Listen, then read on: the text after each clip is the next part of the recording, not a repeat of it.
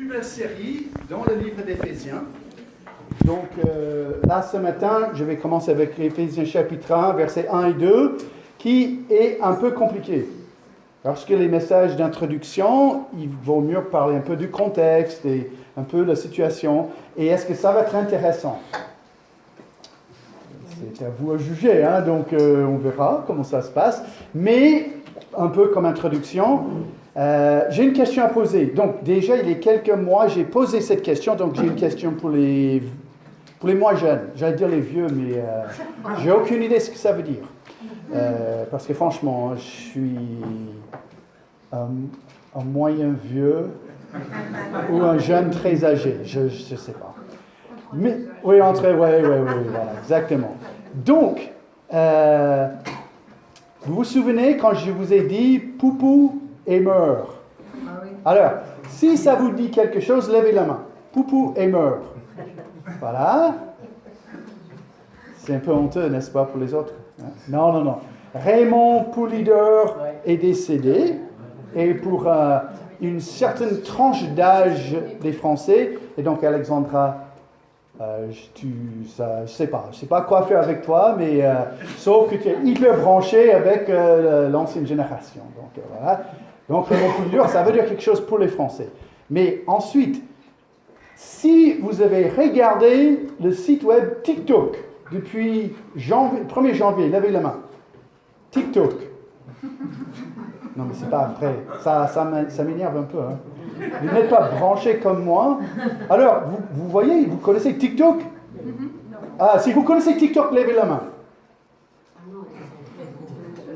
Non, mais... attendez, on arrête ce message pour 2 secondes. On va tous regarder là derrière. Madame, tu peux lever encore la main? Elle connaît TikTok, Françoise. C'est inimaginable, parce qu'elle a, comme moi, un peu plus que 20 ans. Donc, bravo. Donc, alors, pourquoi tout ça? Parce qu'en fait, la Bible dit, de la part de Paul, apôtre de Jésus-Christ, par la volonté de Dieu, aux saints qui sont à Éphèse. Et on dit, Éphèse, et alors, Éphèse, c'est légèrement sud de Surgères. Légèrement, hein. C'est en Turquie aujourd'hui, donc. Mais c'est tout ça. Hein. C'est-à-dire que nous, on va prendre le temps, on va prendre aujourd'hui et ensuite 2 mois, 6 mois, qui sait. Hein, on n'a pas encore vraiment une idée combien de temps ça va prendre, mais on va parler d'une lettre qui était écrite aux chrétiens d'Éphèse. Et ça s'applique comment dans vos vies. Donc c'est ça que je vais prendre ce matin. Et après... quand c'est moi qui donne ces messages, on va entrer vraiment dans le texte. Mais là, juste pour aujourd'hui, on va sortir légèrement de ce texte pour voir un autre passage de la Bible, mais aussi quelques contextes historiques, en fait le vrai mot, hein, parce que je sais lire, hein, historico-sociaux. Donc c'est ça le vrai mot, on entend et on oublie, hein, ça ne change rien. Donc, Éphèse. L'apôtre Paul, il prend un voyage, et on dit classiquement c'est sa 2e voyage missionnaire, et il va ici à Éphèse, et on voit le commencement d'une église. Ensuite, il fait une 3e voyage, il quitte Antioche, et là, il arrive par la terre, au lieu de venir là par bateau, comme on voit là, il est arrivé là. Et on voit les deux moments. Ici, on a la Turquie d'aujourd'hui, et Éphèse, c'est à bord de la mer. Et encore, si je vous dis, pendant qu'Apollos était à Corinthe, Paul arriva à Éphèse après avoir traversé les hautes provinces de l'Asie. Excusez-moi. On a quoi en tête? Il arrive à Virson, ou il arrive à Marseille. Et mon cher Carlos, c'est pas la même chose. Hein. Marseille, Virson, ça ne se ressemble pas trop. Et si vous dites en ce moment, c'est quoi un Virson? Ben, il faut parler avec Carlos. Ou Annie. Hein, c'est un village. Et ce n'est pas du tout Marseille. Donc, il arrive à Éphèse, et c'est quoi? Parce que ça va jouer beaucoup dans notre passage. Donc, il se peut Donc c'est les historiens et les artistes ensemble qui montrent un peu, bon, c'est un peur, d'accord? Pourquoi pas, quand je dis pourquoi pas, il y a les preuves, hein, c'est véridique, il y avait un vrai peur. Mais la chose, il faut garder en tête, à ce moment-là, il y avait Rome, il y avait après Antioche, et ensuite Éphèse, troisième plus grande ville de toute l'Europe et de l'Asie de l'Ouest. Hein. Donc, c'est-à-dire que c'est un peu comme il arrive à Marseille. Donc, si vous êtes de Étré, Surgères, si vous êtes de Virson, et vous débarquez pour la première fois à Marseille, souvent, c'est comme ça, dans les deux sens. C'est magnifique et horrifiant en même temps. Parce qu'il y a des choses qui se passent à Marseille qu'on ne voit jamais ici. Certaines choses, hein, comme Bang Bang et d'autres choses comme ça. Hein, et des choses qui arrivent à Marseille qui sont choquantes. Paul, il arrive là. Donc, ce n'est pas quelqu'un qui n'a jamais quitté la ferme. Hein, il a déjà voyagé. Mais il arrive dans la troisième plus grande ville de son monde. Et donc là, quelques idées. Bon, là, c'est toujours les artistes qui imaginent, mais on commence à voir quand même, c'est une grande ville, donc ils pensent que la ville avait la taille de presque 300 000 personnes, à 50 ans après Jésus. Donc déjà, c'est énorme d'avoir les villes de cette taille à l'époque de Jésus. Donc là, en fait, ils ont enlevé beaucoup de maisons, mais en fait, ils montrent les endroits les plus stratégiques, les plus essentiels de la ville. Oh, peut-être c'était comme ça, mais en tout cas, l'apôtre Paul arrive dans une grande ville, mais surtout qui possédait certains aspects, pas comme d'autres villes. Donc, par exemple, il y avait le port qui est là, et là, ici, il y avait une voie qui était très célèbre, qui est toujours là. Donc, aujourd'hui, on peut visiter Éphèse. Donc, peut-être un week-end, comme une église, on peut louer un avion, on peut aller à Éphèse, et juste, il faut, je ne sais pas, quelques centaines de milliers d'euros, mais bon, on peut toujours visiter quand même. Hein. Et là, l'apôtre Paul, il a marché carrément ici. C'est obligatoire. Il n'y avait pas d'autres accès à la ville. Et donc, je vous déconseille fortement d'y aller mai, juin, juillet, août. Hein. Mais en fait, quand on voit ce monde-là, c'était sûrement à peu près comme ça. Paul, il n'a presque jamais vu ça. Et là, par contre, il a connu du monde des quatre coins de la planète aussi. Hein. C'était une ville très cosmopolite. Et voilà, donc il a vu aussi des choses. Donc il arrive ici, il prend un premier pas, il regarde ça. Moi j'ai vu ça, c'est à Londres. C'est une pavée avec une pied, la tête d'une femme et un somme d'argent. C'est pas très glorieux, mais il y avait des prostituées qui a sûrement choqué horriblement l'apôtre Paul. Donc, là, ce n'est pas le but du message, je n'ai aucune intention de passer beaucoup de temps, mais là, en fait, il dit, ça c'est le pied d'une femme, et à côté, la photo que je n'ai pas vraiment l'intérêt de vous montrer, mais il y avait aussi le pied d'un gamin. Donc, on voit déjà une ville où la vie n'était pas centrée sur la plan de Dieu. C'est le moindre qu'on puisse dire. Parce que c'est une grande ville et il y avait beaucoup de débauches. Aussi, donc ça c'est juste les vestiges qui restent, mais dans cet endroit-là, ici, il y avait un gymnase. Parce qu'à ce moment-là, les Éphésiens étaient centrés complètement sur le cœur humain. Donc il faut, si j'ose dire, une salle de sport comme existe à La Rochelle aujourd'hui avec 15 ou 20 types de salles de sport. Donc il n'y a rien qui change. Hein. Il faut être toujours beau, il faut toujours garder le cœur d'un gamin de 20 ans. J'ai perdu ce combat, mais en fait, on voit encore qu'il y avait vraiment les aspects des choses qu'on ne trouve pas dans la Bible. Donc, il n'est pas un péché d'aller faire du sport, mais quand on fait un peu le Dieu, notre cœur, notre image, ben voilà, ça confronte encore un problème que l'apôtre Paul a touché dans ses lettres. Ensuite, le fameux théâtre. qui, on va voir, le théâtre là, c'est dans la Bible. Il y avait un vrai événement qui s'est fait ici. Donc, on voit que ce n'est pas petit. Hein.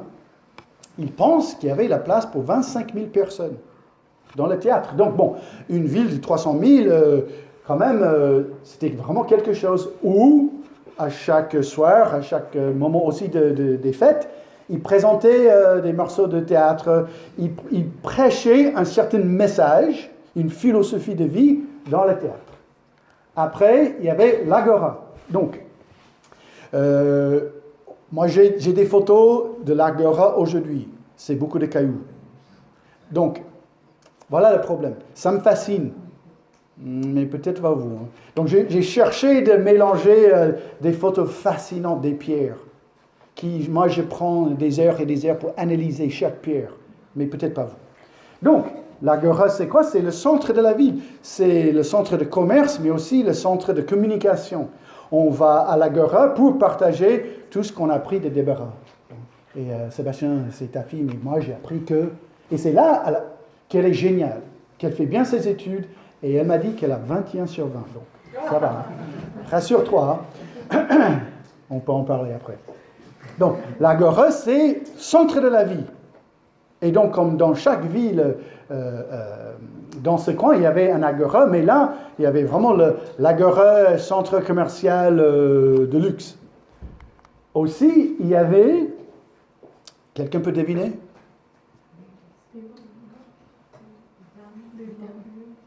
Non? Non, non, non, non, non. Bon, vous m'excusez, hein. Et vous? Non, mais... Ma famille est déjà convaincue, mais je sais que je suis légèrement tordu avec l'histoire. Des choses qui me fascinent, mais toilettes publiques. Désolé, hein, mais merci Marc, et ça va comment avec la Bible? Donc, pourquoi je parle de toilettes publiques? Parce qu'en fait, c'était archi sophistiqué.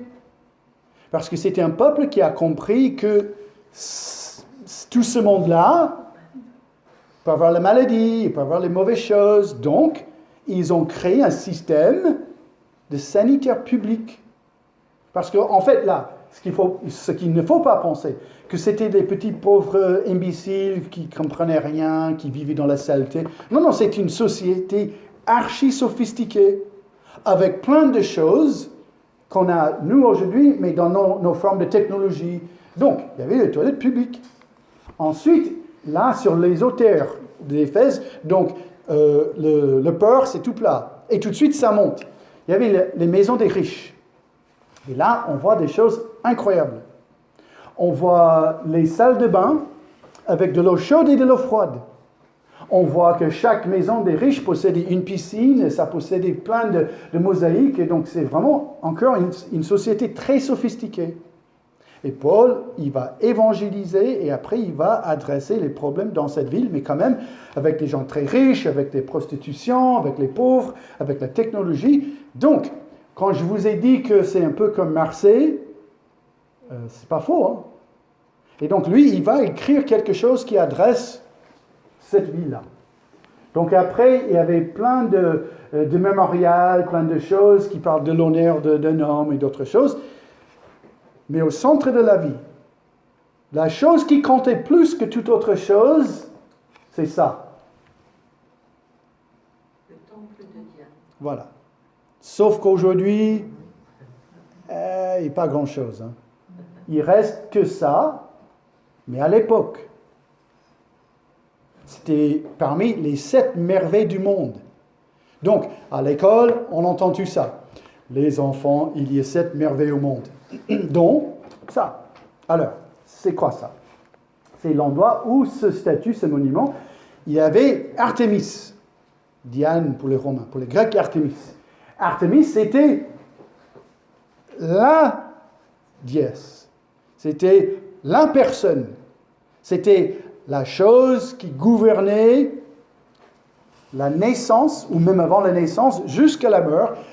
Toute la vie était concernée avec cette femme-là. Donc, qui est, ce qu'on dit, la fille de Zeus et Leto, oui, je crois que c'est ça. Mais bon, peu importe l'origine, mais dans chaque foyer, dans chaque établissement, partout, il y avait ça. Alors pourquoi? Parce que selon la pensée de l'époque, je suis un homme, je me marie avec une femme. Et pour faire grandir, pour faire pousser notre famille, notre société, j'ai envie d'avoir un enfant. Grâce à elle. J'ai faim, j'ai envie de manger, je veux manger, et qu'est-ce qu'ils ont? Un McSteak, parce que McDo était là, j'ai aucune idée. Hein. Ils mangent la viande, ils mangent le poulet, ils mangent... Peu importe, j'ai envie de manger le maïs. Donc, quelqu'un quelque part, à 10 km ou 1000 km de la ville, il prend un grain, il met dans la terre et ça pousse grâce à Artémis. Toute la vie. Donc, c'est-à-dire que là, si on se met ici aujourd'hui dans cette mentalité-là. Donc, 11h35. Bon, donc vers 14h20, quand je termine le message. C'est juste pour voir si vous êtes bien réveillés. Hein? Non. D'ici quelques minutes. Je termine. On prend un moment de se saluer, on parle et d'un moment donné, entre midi et 13h, vous allez chez vous. Et vous allez manger quelque chose. Et juste avant que vous mangez, pas juste là à midi, mais chaque fois que vous mangez, bon, et je n'ai aucune envie de vous mettre dans la culpabilité, mais pour beaucoup, juste avant que vous mangez, vous priez, vous rendez grâce à Dieu. Parce qu'à la base, on sait comment ça se passe. À la base, c'est lui qui donne la pluie. Donc, on transforme la tête et c'est elle. Donc, c'est-à-dire que si je fais la suite, je suis en vie, merci Seigneur. Sauf qu'à Éphèse, je suis en vie, merci Artémis. Artémis est le centre de la vie, point final. Nous n'existons pas sans elle, nous n'avons rien mangé sans elle. Toute notre vie est liée avec Artémis. Et Paul, il arrive là-bas. Et en gros, il dit, non, pas trop. Non, je suis désolé, mais c'est faux. Moi, je connais une vraie vérité. Donc, on voit dans Actes 19, 26, « Or, vous voyez et entendez dire que non seulement à Éphèse, mais dans presque toute l'Asie, ce Paul a persuadé et détourné une grande foule en disant que les dieux fabriqués comme ça. » Et quand je dis comme ça a été trouvé comme ça dans le sol à Éphèse. C'est un vrai, hein. C'est les dieux fabriqués par la main de l'homme ne sont pas des dieux. Et d'un coup, je suis un petit bonhomme d'Éphèse qui a passé toute ma vie à Éphèse et Artémis est le centre de ma vie. Et là, un bonhomme qui s'appelle Paul arrive et il me dit, c'est pas vrai. Non, c'est faux. Et d'ailleurs, si vous suivez cette pensée, votre vie, ça va se terminer mal. Dans un endroit qui s'appelle l'enfer. Et que faire, hein? Ensuite, prochain verset, cela risque non seulement de discréditer, donc c'est les Éphésiens qui parlent, seulement de discréditer notre activité, mais aussi de réduire à néant l'importance du temple de la grande déesse Artémis. C'est fou, c'est la Bible, et on a vu les photos, les images. C'est vraiment là. Et même de dépouiller de sa majesté celle que toute l'Asie et le monde entier vénèrent. Et là, on a un choc.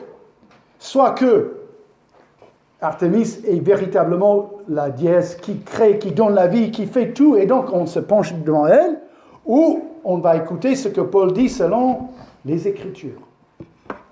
Et ça provoque énormément de problèmes dans cette ville.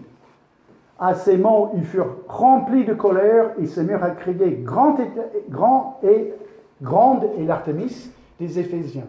Toute la ville fut dans l'agitation. Ils se précipitèrent tous ensemble au théâtre, qui est toujours là. Parce que Paul, il commence de toucher la chose qui compte le plus. Leur vie, le centre de la vie. Et en fait, ma question à vous aujourd'hui, c'est qu'est-ce qu'il a dit, Paul? Mais qu'est-ce qu'il a présenté de provoquer une scène comme ça? Et ensuite, dans le passage, ça disait que certains ne savaient même pas pourquoi ils étaient au théâtre, mais ils hurlaient comme ça pendant 2 heures non-stop. Il a vraiment provoqué une scène bizarre. Et en fait, c'est parce que Paul et d'autres ont présenté la voie. Et là, on dit tous Amen, merci Marc, et comme ça, moi, je peux mieux vivre ma vie aujourd'hui parce que tu nous as parlé de la voie. Et là, vous dites discrètement, parce que vous êtes vraiment gentil, quoi? La voie. Donc, petite parenthèse de 2 secondes. Dans ma tendre jeunesse, dans un pays qui n'est pas la France. D'accord, je commence comme ça. J'étais gamin, j'avais 8-10 ans, et un bon chrétien aux States, il avait cette belle idée. Il a acheté des milliers de panneaux de publicité et il a mis la suite. Je l'ai trouvé. Mais partout. Donc, pour les anglophones, I found it. Et la grande question, c'était, qu'est-ce qu'il a trouvé? C'était vraiment une grande confusion. Mais c'est qui déjà je? Et qu'est-ce qu'il a trouvé? Et finalement, après des mois et des mois après, le même homme, il a acheté aussi encore des milliers de panneaux de publicité dans le même endroit. Il a juste mis le mot Jésus. Donc, il a trouvé Jésus. Bon, d'accord, ça a provoqué quelques conversations, mais à la base, il y avait beaucoup de gens qui, même aujourd'hui, j'ai jamais entendu ce qu'il a trouvé. Hein. Ça me trouble. Donc, quand je dis la voix, ça mérite d'être répondu. Mais 3 fois, on voit cette voix. Un juif originaire d'Alexandrie, de nom Apollos, était arrivé à Éphèse. C'était un homme éloquent et versé dans les Écritures. Il était instruit quant à la voix du Seigneur. Et plein de ferveur, il annonçait et enseignait avec exactitude ce qui concerne Jésus, bien que ne connaissant que le baptême des gens. Donc, première fois, on voit la voix. Quelques passages après, Acte 19, 8-9, ensuite Paul entrait dans la synagogue où il parla avec assurance. Pendant 3 mois, il discuta de ce qui concerne le royaume de Dieu. Il s'efforça de persuader ceux qui l'écoutaient. Cependant, quelques-uns restaient endurcis et incrédules et disaient du mal de la voix du Seigneur devant la foule. Alors, il les quitta, prit les disciples à part et enseignait chaque jour dans l'école dénommée Tyrannus. Et ensuite, quelques passages après, à cette époque se produisait un grand trouble au sujet de la voix du Seigneur. Et c'est là qu'on a vu les gens au théâtre qui hurlaient. Alors, c'est quoi cette voix? Donc, d'abord, le mot, la voix. Au temps de Paul, c'est-à-dire, d'abord, dans un sens propre, c'est une route, un chemin, un sentier. Et ça existe aujourd'hui. Hein. Vous allez prendre la voie d'Étré, la voie de Surgère. C'est un chemin. Nous employons ce mot-là aujourd'hui. Mais aussi, en même temps, l'apôtre Paul, à son époque, il y avait aussi un autre sens de ce mot. La voie, c'est métaphoriquement une manière de se conduire, de penser ou de décider, ou les 3 ensemble. Donc, c'est-à-dire que j'ai une manière de penser. Je pense les choses suivantes. Et à cause de ces choses suivantes, j'ai une manière de vivre et de prendre les choix de ma vie. Et la Bible dit que Dieu nous présente sa voix. Une manière de penser, de décider et de se conduire. Alors, quand on regarde ce livre d'Éphésiens, est-ce que je peux vous présenter, est-ce que c'est possible de faire un petit résumé de la voix du Seigneur? Et je crois oui. Donc, je vais prendre quelques passages qui vont être prêchés une autre fois. Donc, Rudy, Jérémie ou Stéphane, s'il vous plaît, faites mieux que moi, mais je commence. Et on va voir Non, mais c'est quoi cette voie du Seigneur? Parce qu'en fait, à la base, on a une manière de vivre à Éphèse qui est grand et Artémis. C'est-à-dire que nous avons notre propre Dieu. Nous avons déjà une manière de vivre. Donc, quand j'ai faim, je prie Artémis. Quand je vais implanter un grain, je prie Artémis. Quand je veux des enfants, je prie. Quand je veux souffler, quand je veux vivre une seconde, merci Artémis. Et Dieu dit non. Donc,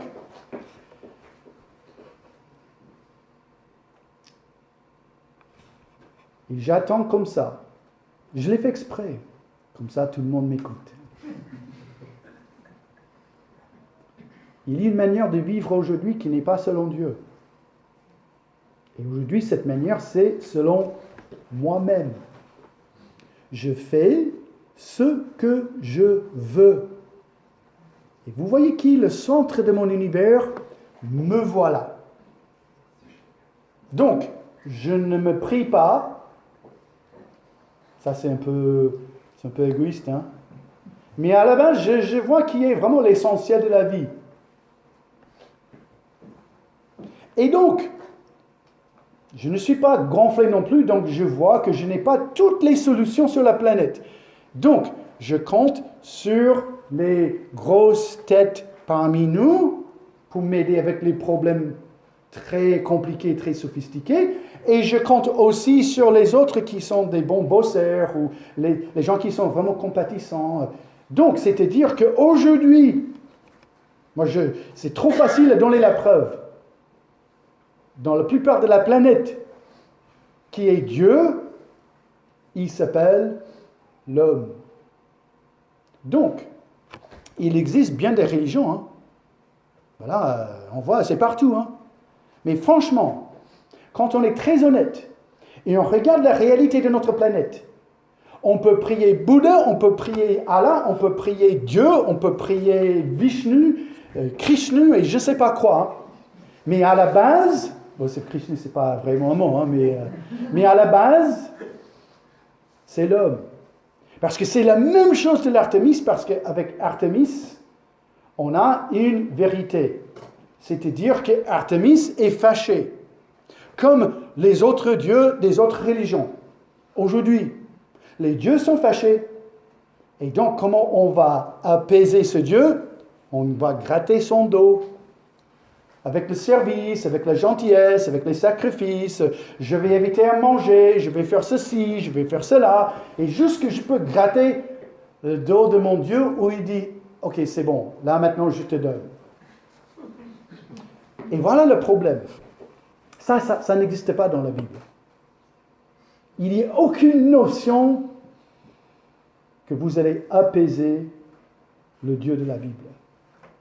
Il présente sa voix, qui est d'abord, donc la voix selon l'épître aux Éphésiens, 1. Il dit, quant à vous, vous étiez morts à cause de vos fautes et vos péchés. Donc, il faut que je me dépêche un peu, mais on va le faire quand même. Alors, quelqu'un qui dit des mensonges, on l'appelle un... D'accord. Si aujourd'hui vous avez dit dans votre vie moins que 30 mensonges, levez la main. Moins que 30. Depuis la naissance. Je ne parle pas juste d'hier. Hein. Alors, vous êtes les... Merci. Je vais poser la question que aux hommes. Hein. Un homme qui trompe sa femme est un adultère. T'as pas tort, Raymond, mais c'est pas ça que je cherchais. Hein. Donc, Jésus dit, vous dites, il ne faut pas tromper votre femme, il ne faut pas commettre l'adultère. Alléluia. Il dit, mais par contre, les hommes, vous regardez une femme avec la convoitise, avec une pensée, une mauvaise pensée. Vous êtes un... Et les hommes, je ne vous pose même pas la question. Parce que... Et les femmes, pures que vous êtes.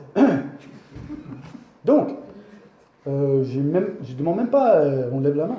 Selon vos propres pensées, je vais vous laisser à votre propre jugement, mais il me semble qu'ici, on a une église remplie d'anciens, j'espère, menteurs, adultères.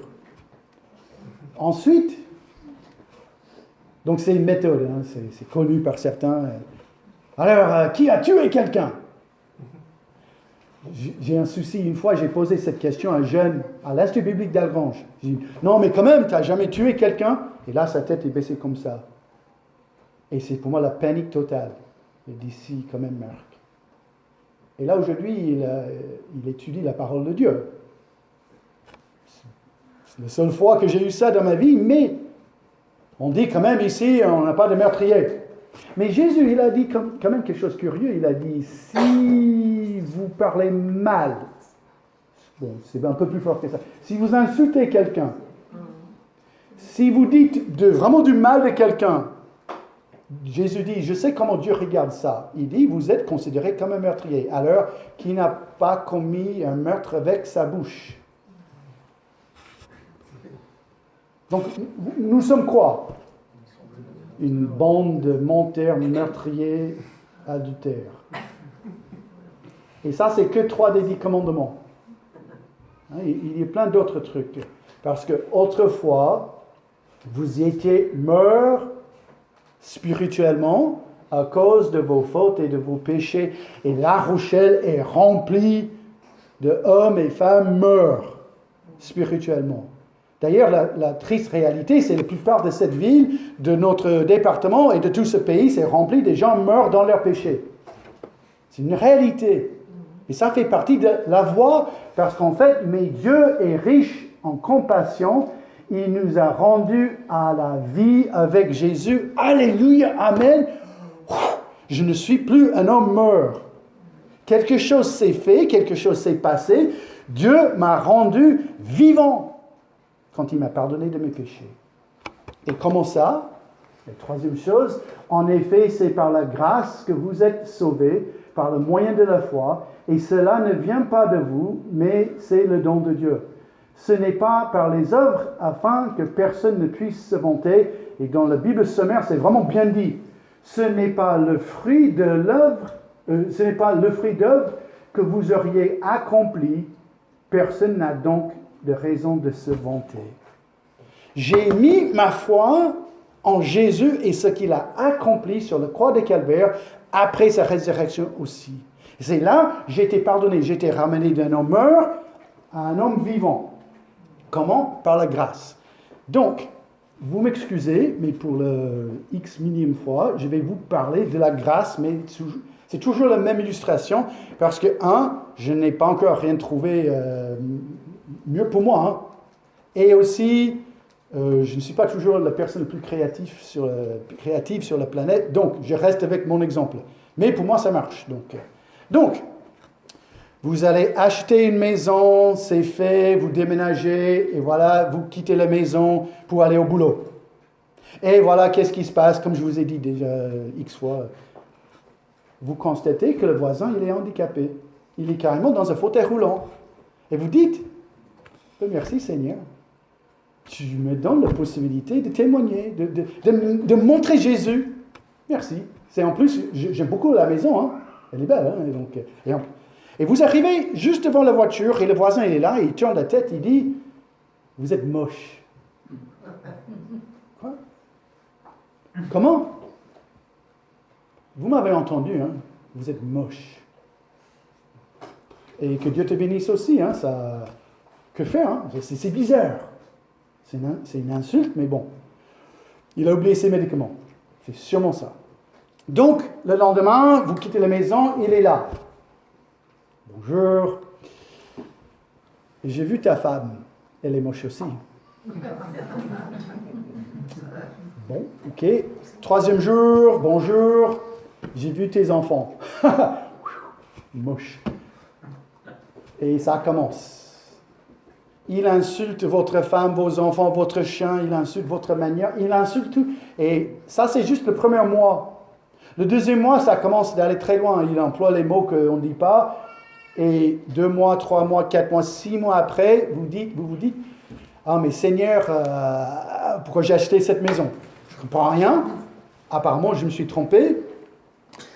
Et il arrive le 13 janvier, il fait 2 degrés et il pleut. Il veut dire merci Seigneur, parce qu'au moins il ne sera pas là. Non, il est là. 2 manteaux, parapluie, il est là. Il arrive et juste devant l'insulte, il tourne le fauteuil roulant, il tombe dans la boue et vous dites quoi? Alléluia.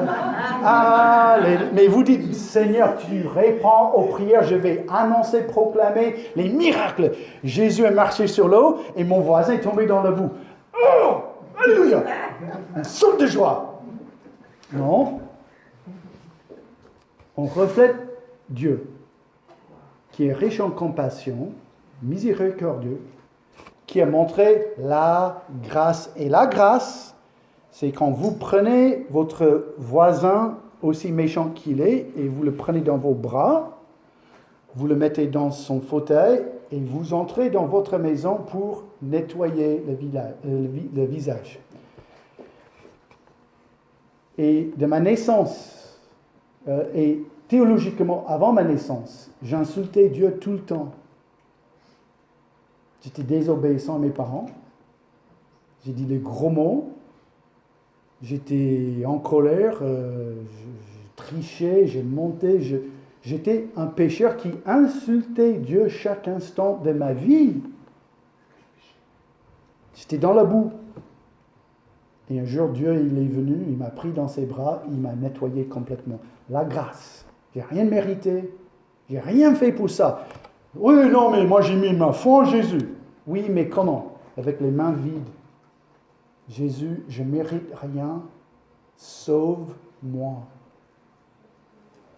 C'est ça, la voix de Dieu, qui est un ennemi de Dieu dans ses péchés, éloigné de Dieu, carrément quelqu'un qui insulte Dieu tout le temps. Rien de bien en moi. Et précisément, à cet instant-là, Dieu dit, je vais te sauver. Donne-moi ta main. Mets ta confiance en moi. Tu n'as rien à faire. La voix. Paul, il entre dans Éphèse, il dit à tous ces gens qui prient les idoles, qui « Oh, Artémis, sauve-nous, t'es belle, t'es super. » Il dit « Non, c'est rien ça. C'est terrible. C'est un péché même. » Et il présente la voix. Ensuite, parce que c'est la voix, ce n'est pas un début, ce n'est pas une seule chose, c'est une voix qu'on va suivre. Il dit ensuite, voici donc ce que je dis et ce que j'affirme dans le Seigneur. Vous ne devez plus vous conduire comme les non-croyants. Parce que c'est une voix. Nous sommes sauvés pour quelque chose de très, très précis. Et nous sommes sauvés pour ne plus vivre comme les Éphésiens ou les Rochelais. Par contre, on vous a enseigné à vous débarrasser du vieil homme qui correspond à votre ancienne manière de vivre et de se détruire sous l'effet de ses désirs trompeurs. Comment? À vous laisser renouveler par l'esprit dans votre intelligence et à vous revêtir de l'homme nouveau créé selon Dieu dans la justice et la sainteté qui produit la vérité. C'est-à-dire que quand on commence cette voie, on dit il y avait une ancienne manière de vivre. Donc quand j'étais inquiet, j'ai fait ceci. Maintenant, je suis chrétien, donc je fais cela. Et donc, on va passer plusieurs semaines où on va prendre chapitre 1 à 3 pour comprendre le début de cette voie. Cette manière que Dieu nous sauve. Qu'est-ce qui se passe dans la vie de chacun quand on devient chrétien? Et à partir du chapitre 4, on va voir comment on doit vivre la voie. C'est-à-dire comment on doit se comporter avec nos époux et nos épouses, nos parents, notre employeur, avec la société, avec la vie, avec les tentations. On va voir la voie. Parce que, chers amis, à la fin, et vraiment à la base, Si nous ne sommes pas sur la voie, la Bible dit quelque chose de terrible. On termine la vie et ensuite on est éternellement séparé de la présence glorieuse de Dieu. Mais si nous sommes un peuple de la voie, nous avons déjà toute la bénédiction, toute la richesse de la vie aujourd'hui. Et ensuite, la fin, ça arrive. Ma mort ou le retour de Jésus. Et là, j'ai le droit, j'ai le privilège de vivre éternellement dans la présence glorieuse de Dieu. Donc, d'abord, êtes-vous sur la voie? C'est vraiment la question qui compte pour moi plus que toute autre chose. Donc, vous pouvez oublier tout ce message, sauf cette question. Êtes-vous sur la voie? C'est ça qui compte. Ensuite, est-ce que vous vivez d'une manière qui manifeste aux autres que vous êtes sur la voie? C'est comme ça qu'on va témoigner. C'est comme ça qu'on va proclamer et on va parler de Jésus. Prions. Seigneur, je te remercie pour ce livre. Et je te remercie, Seigneur, que tu nous donnes aussi la possibilité de voir le contexte et de voir tout ce qui s'est fait au moment de l'apôtre Paul. Donc, Seigneur, je prie que pendant les semaines et les mois suivants, que, Seigneur, tu nous donnes ta grâce pour comprendre chaque passage, pour comprendre chaque idée. Je prie, Seigneur, que nous puissions être transformés par ce livre d'Éphésiens. Seigneur, tu as déjà sauvé dans un endroit très compliqué, très dur, Seigneur, où aucune personne cherchait la vérité de toi et ton Fils Jésus. Et pourtant, Seigneur, tu as sauvé. Et donc, Seigneur, aujourd'hui, nous sommes confrontés ici à La Rochelle, partout en France, avec un peuple qui ne cherche pas toujours la vérité de toi dans ta parole, avec ton Saint-Esprit, avec ton Fils Jésus. Et pourtant, Seigneur, nous avons déjà vu ici, Seigneur, dans cette assemblée, dans les autres assemblées de La Rochelle et partout, Seigneur, que tu sauves toujours ici en France. Donc, Seigneur, continue à transformer les vies. Seigneur, continue. On te supplie, Seigneur, toujours de sauver. Parmi nous, Seigneur, et partout en France. Et donc, on te remercie que tu nous donnes cet enseignement, Seigneur. Tu nous donnes ce livre pour nous aider à vivre pour toi. Et donc, Seigneur, je prie que nous puissions suivre ton Saint-Esprit dans cette voie. Seigneur, dirige nos pensées, dirige nos actes, notre attitude. Donc, Seigneur, on prie ces choses au nom de ton Fils Jésus. Amen.